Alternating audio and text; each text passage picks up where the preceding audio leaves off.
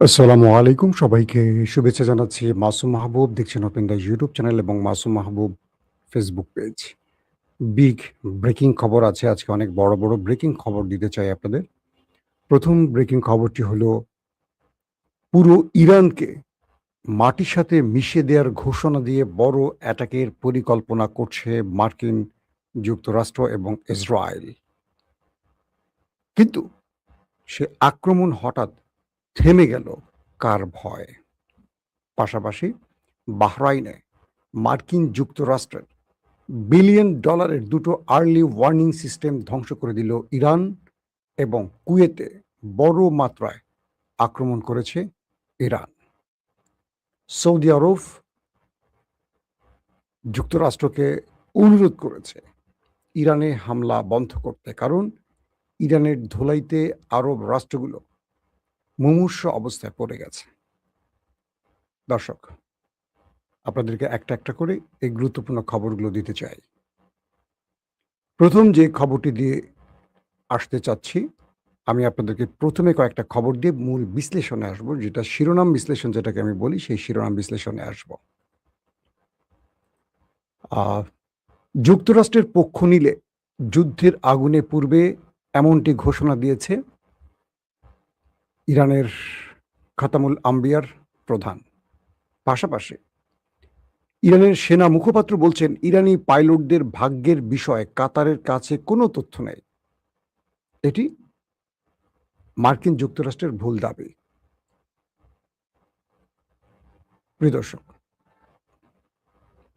Tehran কুয়েতে বড় রকম হামলা চালিয়েছে এবং এই অঞ্চলটিকে পুরো আগুনে জ্বালিয়ে ছারখার করে দিচ্ছে। কুয়েতের সেনাবাহিনী জানিয়েছে তারা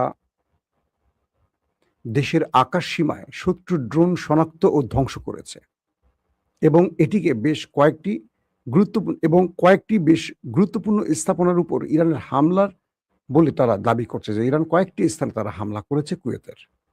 পাশাপাশি ইরানের শীর্ষ যৌথ সামরিক কমান্ডাররা বলেছেন ইরানের বিরুদ্ধে মার্কিন পদক্ষেপ ক্রমবর্ধমানভাবে ব্যাপক আঞ্চলিক সংঘাত উস্কে দেওয়ার ঝুঁকি বাড়াচ্ছে এবং তিনি আঞ্চলিক দেশগুলোকে যুদ্ধের আগুনে ভস্মীভূত না হওয়ার জন্য সতর্ক করেছেন। অর্থাৎ আঞ্চলিক যে যুদ্ধটি শুরু করতে যাচ্ছে আমেরিকা, এটা কেবল ইরান নয়, পুরো আরবকে পুড়িয়ে ছারখার করে ফেলবে, এই জন্য আরবকে সতর্ক করেছে ইরান। পাশাপাশি ওমানের লিমাহ থেকে ১১ নটিক্যাল মাইল প্রায়, মানে আপনারা জানেন যে ওমানের সাথে ইরানের একটা সম্পর্ক ছিল, সেটা আবার তলানিতে গিয়ে ঠেকেছে আমেরিকার চাপের কারণে। তো বলা হচ্ছে ওমানের লিমা থেকে ১১ নটিক্যাল মাইল প্রায় ২০ কিলোমিটার উত্তর পূর্বে একটি ট্যাঙ্কার হঠাৎ করে আক্রান্ত হয়েছে। এটা কারা আক্রমণ করেছে এখন পর্যন্ত কেউ স্বীকার করেনি। পাশাপাশি ইয়েমেনের হুতিরা দাবি করেছে যে তারা ৮টি সৌদি জাহাজকে গতিপথ আটকে পেছনে ফেরত পাঠিয়ে দিয়েছে এবং কোনোভাবেই সৌদিকে অবরোধ, মানে হুতিরা যে অবরোধ দিয়েছে লোহিত সাগরে, সেই অবরোধে কোনো প্রকার সৌদিকে দাঁড়াতে দিচ্ছে না। অর্থাৎ সৌদি অবরোধ ভাঙতে পারছে না, হুতিরা সব জাহাজকে ফেরত পাঠাচ্ছে। দর্শক, আসেন কয়েকটা গুরুত্বপূর্ণ খবরের ফাঁকে এবার মূল বিশ্লেষণে আসছে। বলা হচ্ছে ইসরায়েলের প্রধানমন্ত্রী নেতানিয়াহু এবং ডোনাল্ড ট্রাম্প আমেরিকা একটা গুরুত্বপূর্ণ মিটিং করেন। সেন্টকম, পেন্টাগন, মার্কিন সেনা এস্টাবলিশমেন্ট, তারা সবাই এই মিটিংটি করেন। মিটিংয়ের শেষে তারা সিদ্ধান্ত নেন যেহেতু ইরানকে কোনোভাবেই তারা কাহিল করতে পারছেন না এবং ইরান আমেরিকার মধ্যে আমেরিকার ঘাঁটিগুলোকে আক্রমণ করে একটার পর একটা ধ্বংস করে দিয়েছে, এখন তাদের সামনে পথ হলো একটাই, একটা ম্যাসিভ অ্যাটাক চালিয়ে পুরো ইরানকে অন্ধকার করে দেয়া।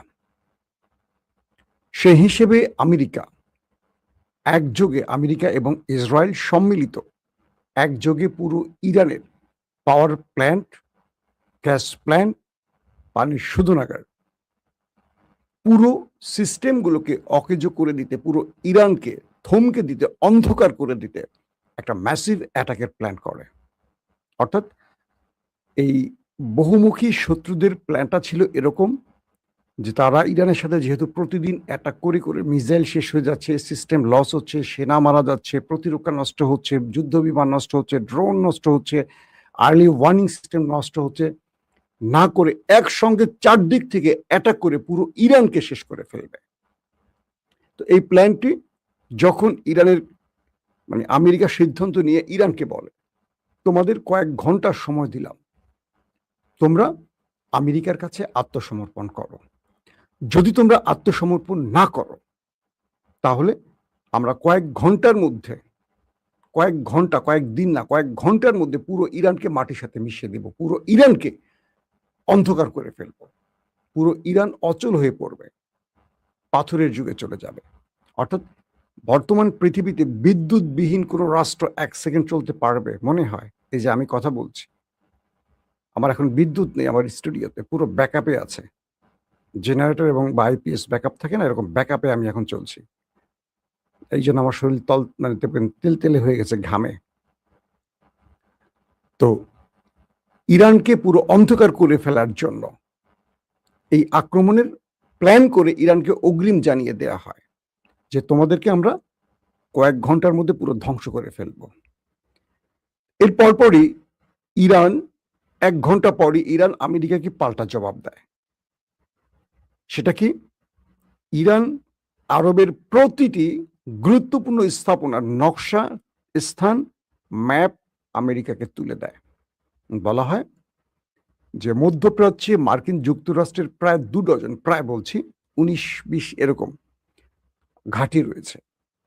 প্রত্যেকটি ঘাঁটিকে টার্গেট এবং তার স্থাপনা মার্কিন গুরুত্বপূর্ণ সামরিক অস্ত্র, যুদ্ধ বিমান, radar system, Patriot third system মানে প্রতিরক্ষা সিস্টেম কোথায় আছে, সেনারা কোথায় আছে, তাদের মানে মার্কিন যুক্তরাষ্ট্রের ব্যবসায়িক কার্যালয় কোথায়, অর্থাৎ মার্কিন স্বার্থ সংশ্লিষ্ট যে কার্যালয়, ভবন, তেল বিজনেস থেকে শুরু করে সবগুলোর, এবং সৌদি আরবের প্রতিটি ব্রিজ, প্রতিটি তেলকূপ, কাতারের তেল গ্যাস বা আরবের যতগুলো আরব যে তেলের উপর টিকে আছে প্রত্যেকটির ম্যাপ, স্থান একদম ম্যাপ ধরে ইরান আমেরিকাকে তুলে দেয়।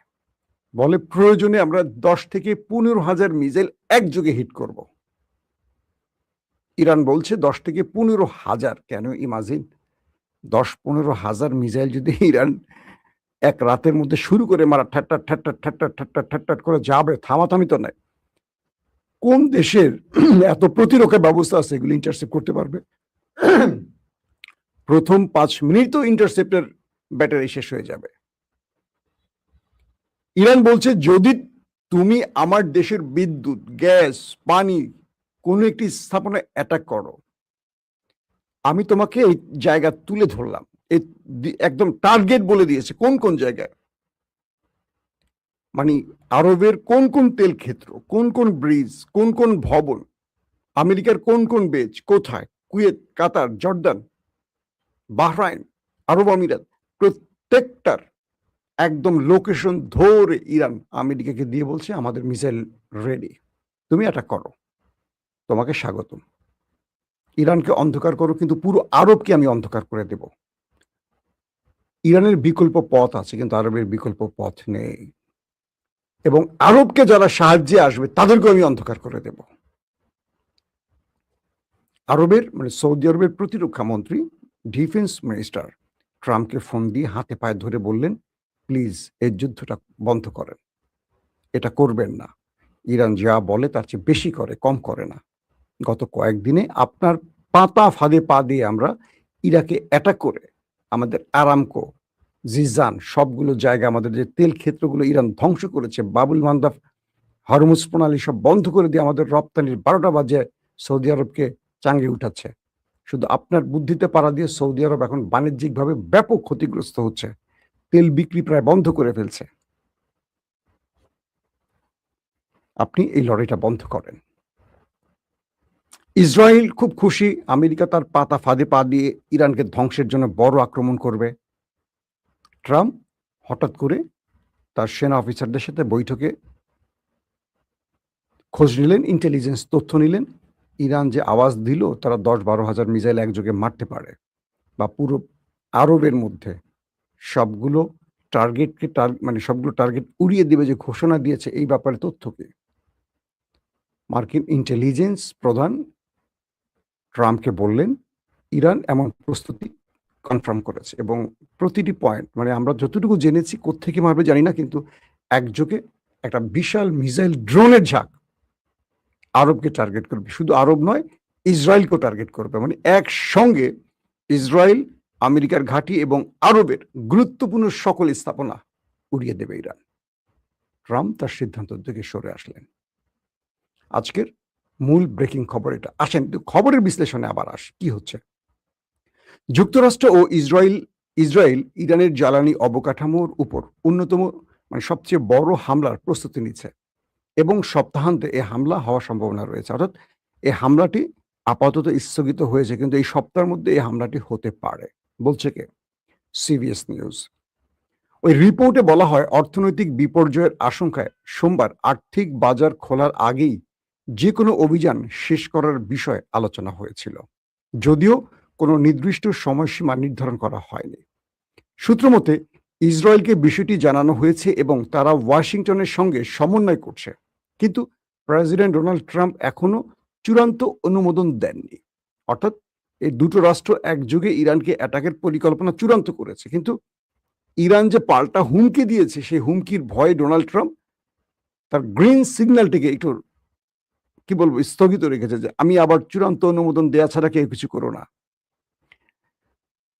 একজন ইসরায়েলি কর্মকর্তা সিবিএস নিউজকে জানিয়েছে যে পূর্ণাঙ্গ সামরিক অভিযান পুনরায় শুরু করার কোনো সিদ্ধান্তের বিষয় ইসরায়েল অবগত নয়, এবং ইরানের বিরুদ্ধে হামলায় যোগ দেওয়ার জন্য তাদের অনুরোধ করা হয়নি। এখানে আবার আরেক রকম তথ্য আসছে। ক্যাম্প ডেভিড মন্ত্রিসভার এক বৈঠকের ভাষণ দিতে গিয়ে ট্রাম্প বলেন, ক্যাম্প ডেভিডে মন্ত্রিসভার এক বৈঠকে ভাষণ দিতে গিয়ে ট্রাম্প বলেন, আমরা তাদের উপর খুব কঠিন আঘাত হানব। এক পর্যায়ে তারা বলবে আমরা আর এটি সহ্য করতে পারছি না। গুড। হোয়াইট হাউসের মুখপাত্র ক্যারোলিন ল্যাভিট বলছেন যুক্তরাষ্ট্র জয়ী হবে এবং ট্রাম্পের শাসনামলে ইরানকে পারমাণবিক অস্ত্র অর্জন করতে দেয়া হবে না। গুড।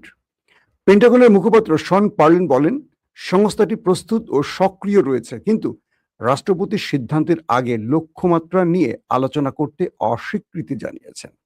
ওই প্রতিবেদনটিতে আরো বলছে বিদ্যুৎ কেন্দ্র, শোধনাগারগুলো সম্ভাব্য লক্ষ্যবস্তু হতে পারে, এবং মার্কিন কর্মকর্তারা তেহরানে বিদ্যুৎ সরবরাহ বন্ধ করে দেওয়ার বিষয়টিও বিবেচনা করছে। আমি যেটি বললাম আপনাদেরকে, এবার বুঝছেন খেলা কোন লেভেলে চলছে। দর্শক, ইতিমধ্যে বাহরাইনে দুটো আর্লি ওয়ার্নিং সিস্টেম ধ্বংস করে দিয়েছে ইরান। পাশাপাশি কুয়েতে ব্যাপক আকারে আবারও আক্রমণ করেছে ইরান, যে আক্রমণে কুয়েতের ভেতরে শুধু এখন দাউ দাউ করে আগুন জ্বলছে। যদিও কুয়েত সরকার বলছে তারা কয়েকটি আক্রমণ বা ড্রোন মিসাইল ইন্টারসেপ্ট করতে পেরেছে, কিন্তু তারা বলছে না যে সবগুলো আক্রমণ তারা প্রতিহত করতে পেরেছে। তার মানে ইরান এখন বড় ফ্রেমে সকল শক্তির সাথে একা লড়াই করতে প্রস্তুতি নিয়ে বসে আছে। এখন বলেন এই ইরানকে থামাবে কে? আগামী কয়েক ঘন্টা খুব ক্রুশিয়াল টাইম, কারণ ট্রাম্প এই যুদ্ধে পুরো ইরানকে মাটির সাথে মিশিয়ে দেওয়ার যে ঘোষণা দিয়েছেন, বা পুরো বিদ্যুৎ, পানি, গ্যাস ক্ষেত্রগুলো ধ্বংসের যে পরিকল্পনা করছেন, এটা যে কোনো সময় এই অ্যাটাকটি ইরানের বিরুদ্ধে হানতে পারে আঘাত। কিন্তু ইরান যে কাজটি করতে চায়, যদি এটি ঘটে, আল্লাহ না করুক, আমাদের জন্য অনেক বিপদ। কারণ কি, পুরো আরব অন্ধকার হয়ে যাবে। এই আরবে আমাদের লক্ষ লক্ষ শ্রমিক কাজ করে, কত শ্রমিকের প্রাণ যাবে আল্লাহ ভালো জানে। আশা করি মুসলমানদের সাথে এই লড়াইটা মুসলমানদের বন্ধ হোক, কারণ ইসরায়েল এই খেলাটা অনেক আগে থেকে খেলছে এবং তারা এখন সাকসেসলি এটা বাস্তবায়নের জন্য ট্রাম্পকে বাধ্য করছে। আশা করব সৌদি আরব বা আরব দেশগুলো এই শত্রুদের পাতানো ফাঁদে পা দিয়ে নিজেরা নিজেদের ধ্বংস ডেকে আনবে না। দর্শক, আজকের মতো শেষ করছি। ইনশাআল্লাহ আজ রাত 10টা থেকে 11টার দিকে আরেকবার হাজির হওয়ার চেষ্টা করব আপনাদেরকে আন্তর্জাতিক ব্রেকিং খবর দেওয়ার জন্য। এখনকার মতো বিদায় নিচ্ছি। প্রত্যেকে ভালো থাকবেন। আল্লাহ হাফিজ।